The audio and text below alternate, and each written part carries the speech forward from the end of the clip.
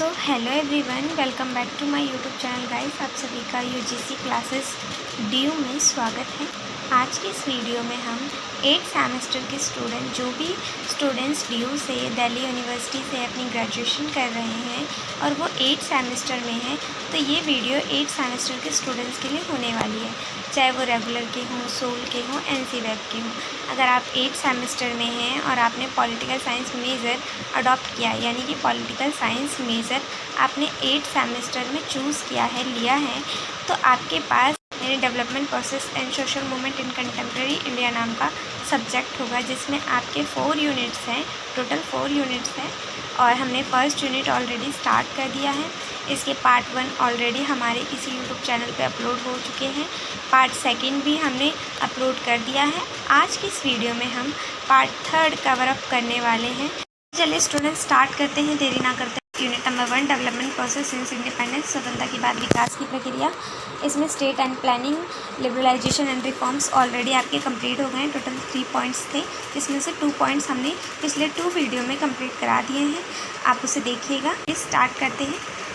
आज की वीडियो में हम मौद्रिक, राजकोषीय एवं कर नीति की हालिया प्रवृत्तियाँ पढ़ने वाले हैं, जिसमें जीएसटी के बारे में पढ़ेंगे, है ना। मौद्रिक नीति, राजकोषीय तथा कर नीति में हाल के रुझान। हाल के रुझान से मतलब ये होता है कि जो हाल ही यानी समय के साथ जो बदलाव हुए हैं, तो उसमें क्या कर नीति में भी कोई बदलाव आया है, तो वो सब चीज़ें हम इसमें पढ़ेंगे। मौद्रिक, राजकोषीय एवं कर नीति की हालिया प्रवृत्तियाँ तथा वस्तु एवं सेवा कर, गुड्स एंड सर्विस टैक्स। यह विषय भारत की आर्थिक नीति में समय के साथ हुए परिवर्तनों को समझाता है। स्वतंत्रता के बाद भारत ने योजनाबद्ध अर्थव्यवस्था अपनाई, लेकिन 1991 के आर्थिक सुधारों के बाद मौद्रिक, राजकोषीय और कर नीतियों में व्यापक बदलाव हुए।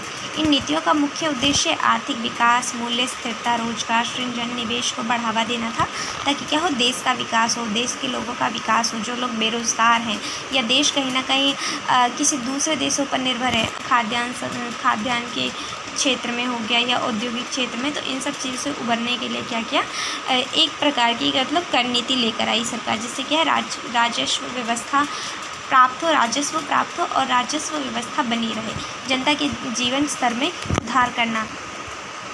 तो इसमें हम पढ़ने वाले हैं मुख्य विषय मौद्रिक नीति के बारे में, मॉनेटरी पॉलिसी, राजकोषीय नीति, फिस्कल पॉलिसी, कर नीति, वस्तु एवं सेवा कर, और फिर रिसेंट ट्रेड मतलब कि हालिया प्रवृत्तियाँ। मौद्रिक नीति, मॉनेटरी पॉलिसी। मौद्रिक नीति वह नीति है जिनके माध्यम से भारतीय रिजर्व बैंक यानी आरबीआई देश में मुद्रा की आपूर्ति करता है, ब्याज दर तथा ऋण की उपलब्धता को नियंत्रित करता है। उद्देश्य देखें तो मूल्य स्थिरता बनाए रखता है, महंगाई को नियंत्रित करता है, आर्थिक विकास को बढ़ावा देना, रोजगार के अवसर बढ़ाना और वित्तीय स्थिरता बनाए रखना। ये सब काम कौन करता है? आरबीआई है, जो रिजर्व बैंक ऑफ इंडिया है। मार्केट प्राइस को कब बढ़ाना है, कब घटाना है, ये सब चीज़ें क्या है, कहीं ना कहीं आरबीआई के अंडर कंट्रोल रहता है।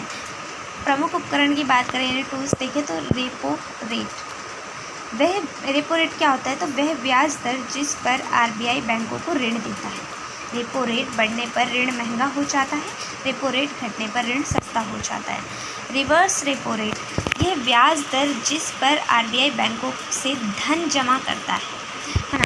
फिर नकद आरक्षित अनुपात, CRR, कैश रिजर्व रेशो, बैंकों को अपनी कुल जमा राशि का एक निश्चित भाग आरबीआई के पास रखना होता है। वैधानिक तरलता अनुपात, SLR, बैंकों को अपनी जमा राशि का कुछ भाग नकद, सोना अथवा सरकारी प्रतिभूतियों में रखना होता है।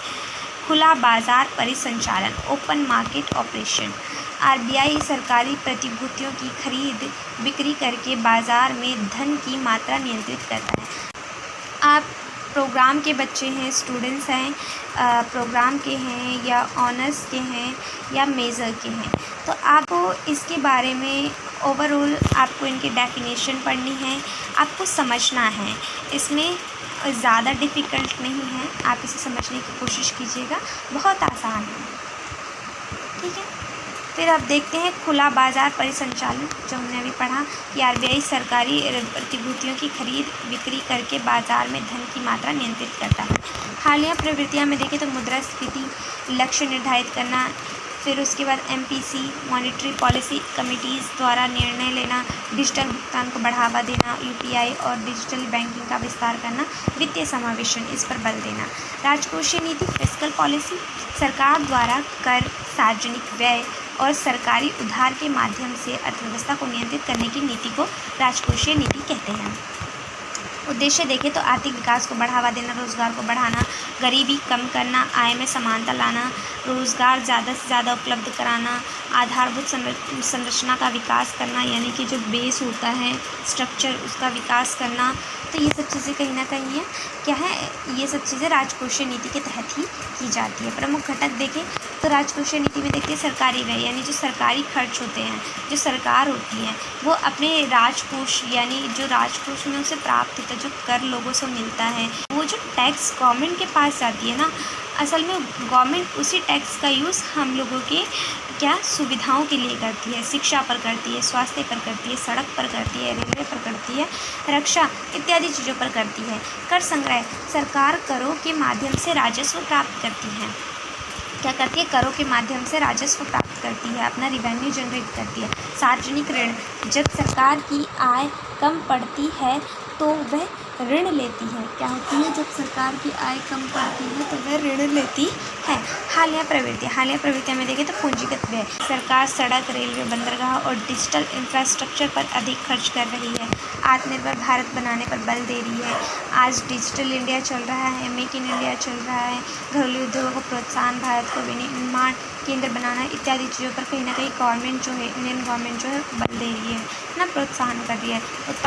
उत्पादन आधारित प्रोत्साहन में उद्योगों को उत्पादन बढ़ाने हेतु प्रोत्साहन दे रही है। डिजिटल बजट तैयार कर रही है, बजट को पूर्णतः डिजिटल रूप में प्रस्तुत किया जा रहा है ताकि क्या हो, जो गवर्नमेंट है और जो जनता है उन दोनों के बीच में पारदर्शिता बनी रहे। गवर्नमेंट जो है जनता के प्रति जवाबदेही बनी रहे, यानी जो सरकार है अगर जनता उनसे किसी प्रकार का प्रश्न पूछती है तो सरकार उसके प्रति जवाबदेही बनी रहे। तो इन सब चीज़ों के लिए कहीं ना कहीं डिजिटलीकरण कर रही है। कर नीति की बात करें, टैक्सेशन पॉलिसी, तो सरकार द्वारा कर लगाने और वसूलने की नीति को कर नीति कहते हैं। उद्देश्य राजस्व प्राप्त करना, आर्थिक विकास, सामाजिक समानता, आय का पुनर्वितरण करना। करों के प्रकार देखें, अगर हम टाइप्स ऑफ टैक्स देखें तो दो प्रकार के कर होते हैं, प्रत्यक्ष कर और अप्रत्यक्ष कर। देखो जो डायरेक्ट कर होता है, जो डायरेक्ट टैक्स होता है, उसमें क्या होता है, जनता सीधे गवर्नमेंट को टैक्स पे करती है, आयकर टैक्स हो गया, कॉर्पोरेट टैक्स हो गया। लेकिन अप्रत्यक्ष कर यानी इनडायरेक्ट जो टैक्स होता है उसमें जो जनता होती है, जो पब्लिक होता है, वो गवर्नमेंट को डायरेक्ट टैक्स नहीं पे कर सकता है। जैसे कि GST कर, सीमा शुल्क कर, कस्टम ड्यूटी। जैसे मान लीजिए एक बच्चा है, वो चिप्स खरीद रहा है, उस चिप्स की प्राइस 10 रुपये है, लेकिन वो जो 10 रुपये है वो उस चिप्स का नहीं बल्कि ओवरऑल क्या है, सारे टैक्स को जोड़कर उसका प्राइस 10 रुपये रखा गया है ना। तो बच्चा जब वो चिप्स खरीद रहा है ना, तो वो सिर्फ चिप्स ही नहीं खरीद रहा बल्कि वो क्या कर रहा है, गवर्नमेंट के टैक्स को भी पे कर रहा है इनडायरेक्ट रूप से, है ना। फिर हालिया सुधार, फेसलेस आयकर प्रणाली जैसी चीज़ों को लाना, ऑनलाइन टैक्स भुगतान, ये सिस्टम आया है। अभी के टाइम पे कर अनुपालन आसान कर दिया गया, टैक्स चोरी रोकने के उपाय, डिजिटलीकरण को बढ़ावा दिया गया। वस्तु एवं सेवा कर, goods and service tax, GST Bharat में 1 जुलाई 2017 से लागू हुआ। इसे एक राष्ट्र एक कर यानी वन नेशन वन टैक्स कहा जाता है। इसने अधिकांश अप्रत्यक्ष करों को समाप्त करके एकीकृत कर प्रणाली लागू की। उद्देश्य कर प्रणाली सरल बनाना था, करों की जो दोहरी व्यवस्था थी उसको समाप्त करना, कहीं ना कहीं भ्रष्टाचार एकदम बना रहता था, है ना। तो उस चीज़ को ख़त्म किया गया। टैक्स चोरी कम करना, इस पर बल दिया गया। पूरे भारत में एक समान बाज़ार बनाना, व्यापार को आसान बनाना, इस पर बल दिया गया। GST के प्रकार की बात करें तो GST के प्रकार देखिए तो CGST यानी सेंट्रल गुड्स सर्विस टैक्स, केंद्र सरकार द्वारा लगाया जाने वाला ये कर था। SGST यानी स्टेट गुड्स सर्विस टैक्स, यानी कि ये जो स्टेट गवर्नमेंट होती थी उनके द्वारा लगाया जाता था। और IGST एक राज्य से दूसरे राज्य में व्यापार पर लगाया जाने वाला कर होता था। UTGST यानी केंद्र शासित प्रदेशों में लगाया जाने वाला कर होता था। GST के लाभ देखें तो तो एकीकृत कर प्रणाली, व्यापार में सरलता, करों का दोहराव समाप्त करना, डिजिटली टैक्स प्रणाली, कर संग्रह में वृद्धि करना, पारदर्शिता, इन सब चीज़ों पर बल दिया गया। इसमें ये सारे लाभ हैं। जीएसटी की चुनौतियाँ यानी कि क्या क्या समस्याएं रही, तो छोटे व्यापारियों पर अनुपालन का भार बढ़ा, तकनीकी समस्याएं उत्पन्न हुई, विभिन्न कर दरें बढ़ी और घटी भी, राज्यों की राजस्व संबंधी चिंताएं बढ़नी शुरू हो गई, बार बार नियमों में बदलाव होने शुरू हो गए। हालिया प्रवृत्तियां में देखें, रिसेंट ट्रेंड्स में देखें तो डिजिटल अर्थव्यवस्था, यूपीआई, BHIM, भीम, रुपए, डिजिटली भुगतान, ये सब चीज़ें आई। हालिया प्रवृत्तियाँ जो अभी चलती है, यूपीआई चलता है, भीम चलता है, रुपए चलता है, पेटीएम चलता है ना। तो ये सब चीज़ें, डिजिटल भुगतान, ये सब चीज़ें शुरू हुए। वित्तीय समावेशन शुरू हुआ, Jan Dhan Yojana, Aadhaar, mobile banking, debit, direct benefit transfer, ये सब चीज़ें स्टार्ट की गई। कर प्रशासन में सुधार करने के लिए e filing, faceless assessment, online refund, इन सब चीज़ों को शुरू किया। सरकारी निवेश देखें तो राष्ट्रीय संरचना परियोजनाएं, स्मार्ट सिटी, भारत माला परियोजना, गति शक्ति योजना, ये सब चीज़ें चलाई गई। हरित एवं समावेशी विकास पर बल दिया गया। नवीनीकरण ऊर्जा, हरित वित्त और सतत विकास, यानी देखो सतत विकास वही कि हमें अपना विकास तो करना ही, यानी संसाधनों का इस तरीके से उपयोग करना ताकि हम अपनी ज़रूरतों को तो पूरा कर सकें, लेकिन आने वाली भावी पीढ़ियों के लिए बचाया जाकर रखा जा सके, है ना। तो वही सतत विकास था। निष्कर्ष देखें, अगर हम कंक्लूजन देखें तो स्वतंत्रता के बाद भारत की मौद्रिक, राजकोषीय और कर नीतियों में समय के साथ महत्वपूर्ण परिवर्तन हुए हैं। विशेषकर 1991 के आर्थिक सुधारों और 2017 में जीएसटी लागू होने के बाद भारतीय अर्थव्यवस्था अधिक उदार हुई, पारदर्शी हुई, डिजिटली बनी है। आज आरबीआई की मौद्रिक नीति, सरकार की राजकोषीय नीति और आधुनिक कर प्रणाली मिलकर आर्थिक विकास, निवेश, रोजगार, मूल्य स्थिरता तथा समावेशी विकास को बढ़ावा दे रही है। तो स्टूडेंट्स, इस प्रकार से आपका जो यूनिट नंबर 1 का थर्ड पार्ट कंप्लीट होता है। स्टूडेंट्स, यहाँ पे कुछ टिप्स हैं जो परीक्षा के लिए बहुत ज़्यादा महत्वपूर्ण बिंदु हैं कि मौद्रिक नीति का संचालन कौन करता है, तो भारतीय रिजर्व बैंक करती है। राजकोषीय नीति का संचालन क्या है, तो भारत सरकार यानी वित्त करती है, भारत सरकार यानी कि वित्त मंत्रालय करती है। जीएसटी 1 जुलाई 2017 से लागू हुई थी। जीएसटी को एक राष्ट्र एक कर कहा जाता है। मौद्रिक नीति का प्रमुख उद्देश्य मुद्रास्फीति नियंत्रण एवं आर्थिक स्थिरता बनाए रखना है। राजकोषीय नीति का मुख्य उद्देश्य आर्थिक विकास, रोजगार और सामाजिक कल्याण है। जीएसटी के 4 प्रमुख प्रकार हैं: सीजीएसटी, एसजीएसटी, आईजीएसटी और यूटीजीएसटी। सीजीएसटी जो कि सेंट्रल लगाती है, एसजीएसटी जो कि स्टेट लगाती है, आईजीएसटी जिसमें स्टेट टू स्टेट लगाती है और यूटीजीएसटी जिसमें क्या होता है, जो यूनियन टेरिटरी है वो लगाती है ना। तो जीएसटी के 4 प्रमुख प्रकार हैं, उनके फुल फॉर्म इस प्रकार से हैं, आप देख लीजिए। GST central goods and service tax, केंद्रीय वस्तु एवं सेवा कर, ये जो है केंद्र सरकार लगाती है, द्वारा राज्य के भीतर लगाई जाती है होने वाले लेन देन पर। फिर एसजीएसटी, ये कहाँ लगती है, तो ये राज्य सरकार द्वारा राज्य के भीतर ही लगाई जाती है लेन देन पर। आईजीएसटी, ये क्या होती है, तो ये कर होता है जो एक राज्य से दूसरे राज्य में अगर वस्तुओं और सेवाओं की आपूर्ति की जा रही है तो उस पर लगाई जाती है। और यूटीजीएसटी ये है, तो यह कर केंद्र शासित प्रदेशों में लगाई जाती है। देखो याद रखने की ट्रिक, सी यानी सेंट्रल, एस यानी स्टेट, आई यानी इंटरग्रेटेड, यूटी यानी यूनियन टेरिटरी।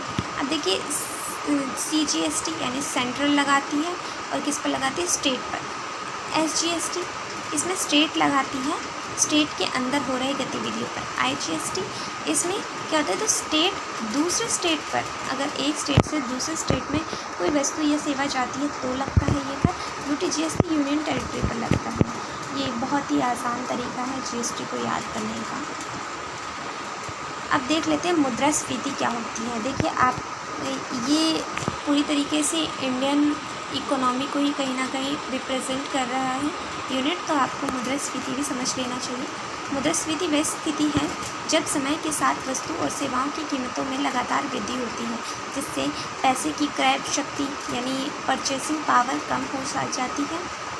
अर्थात पहले जितने पैसे में अधिक सामान खरीदा जा सकता था, अब उतने ही पैसे में कम सामान मिल रहा है। एग्जाम्पल फॉर देखिए, उदाहरण यहाँ पे सरल भाषा में बताया है मैंने। मान लीजिए 2024 में 1 किलो चीनी की कीमत 40 रुपये थी। 2026 में वही 1 किलो चीनी 50 रुपये की हो गई है। इसका अर्थ है कि चीनी की कीमत बढ़ गई है, यानी मुद्रास्फीति। मुद्रास्फीति के प्रमुख कारण क्या होते हैं? तो वस्तुओं की मांग बढ़ जाना, यानी कि जब किसी वस्तु की मांग बढ़ती है यानी डिमांड बढ़ता है तो परचेसिंग पावर जो होती है वो ऑलरेडी बढ़ जाती है। उत्पादन कम होता है, यानी कि डिमांड ज़्यादा है लेकिन प्रोडक्ट कम है तो भी परचेसिंग पावर बढ़ जाती है। मुद्रास्फीति के प्रभाव देखें तो सकारात्मक प्रभाव यही है कि उद्योगों को अधिक लाभ हो सकता है, उत्पादन और निवेश बढ़ सकता है।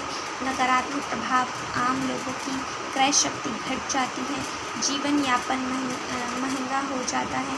निश्चित आय वाले लोगों जैसे पेंशनभोगी को अधिक कठिनाई होती है। इससे मुद्रास्फीति को कौन नियंत्रित करता है? तो RBI करती है, रिजर्व बैंक ऑफ इंडिया करती है। आप इस लाइन को 2 बार पढ़िए, आपको बिल्कुल अच्छे से समझ आ जाएगा कि मुद्रास्फीति क्या होती है, मॉनेटरी, है ना। तो वस्तु एवं सेवाओं की कीमतों में लगातार वृद्धि के कारण मुद्रा की क्रय शक्ति यानी कि क्रय शक्ति में होने वाली कमी को मुद्रास्फीति कहते हैं। GST से पहले भारत में कई प्रकार के प्रत्यक्ष कर थे, यानी इनडायरेक्ट कर थे। ये मैंने आपको समझाने के लिए बस बताया है कि GST 2017 में आया, लेकिन इससे पहले कोई तो टैक्स सिस्टम होगा, तो वो टैक्स सिस्टम मैंने आपके साथ शेयर किया है। आप इसे एक बार देख लीजिएगा और अगर एग्ज़ाम में लिख के आप अच्छे मार्क्स प्राप्त कर सकते हैं, है ना। तो GST से पहले भारत में कई प्रकार के अप्रत्यक्ष कर लागू थे। केंद्र और राज्य सरकारें अलग अलग कर वसूली थी। केंद्र सरकार के प्रमुख कर थे एक्सचेंज ड्यूटी, यानी उत्पादन शुल्क वस्तुओं के ऊपर लगता था, निर्माण के ऊपर, सेवा कर सेवाओं पर लगता था, और CGST यानी सेंट्रल सेल्स टैक्स, ये एक राज्य से दूसरे राज्य में बिक्री पर लगता था।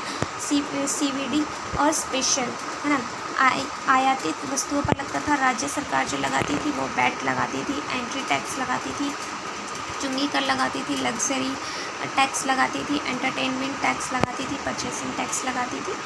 GST क्यों लाया गया? अब देखिए, इन्हीं सभी इतने सारे टैक्स थे ना इंडिया में कि जो बहुत ज़्यादा कंफ्यूजन होता था और भ्रष्टाचार भी बहुत होता था, और जो आम जनता है वो कर तो दे देती थी, लेकिन कई बार क्या है, वो जो टैक्स होता था वो गवर्नमेंट के पास जाता ही नहीं था। तो इसीलिए इन सभी को हटाकर एकमात्र यानी एक ऐसा GST लाया गया जिसमें सभी करों को शामिल किया गया, और पूरे देश में वन नेशन वन टैक्स प्रणाली लागू करने के लिए 1 जुलाई 2017 से GST लागू किया गया। परीक्षा के लिए याद रखें, GST से पहले VAT, excise duty, service tax, CGST आदि लगते थे, लेकिन 1 जुलाई 2017 तो GST लागू हुआ, और GST लागू जब हुआ तो जितने भी अप्रत्यक्ष कर थे वो सारे कहीं ना कहीं समाप्त कर दिए गए, और अब तो एक सिंगल कर ही है 2017 से लेके अब, मतलब यही है, देख लीजिए, है ना। GST संविधान 101वां संशोधन अधिनियम 2016 के माध्यम से लागू करने का मार्ग प्रशस्त हुआ, और 30 जून 2017 की मध्यरात्रि को संसद के केंद्रीय कक्ष में विशेष समारोह के बाद 1 जुलाई 2017 से पूरे देश में GST लागू हो गया। तो स्टूडेंट, अगर आपको ये वीडियो अच्छी लगी हो, हेल्पफुल लगी हो, तो please like, share and subscribe कीजिएगा। अपने दोस्तों में ज़्यादा से ज़्यादा शेयर कीजिएगा ताकि उनकी भी हेल्प हो सके, और हमारे YouTube चैनल को सब्सक्राइब कर लीजिएगा ताकि आने वाली हर एक नोटिफिकेशन आप तक पहुंच सके। So thanks for watching this video. Like, share and subscribe कीजिएगा। मिलते हैं नेक्स्ट वीडियो में नेक्स्ट टॉपिक के साथ।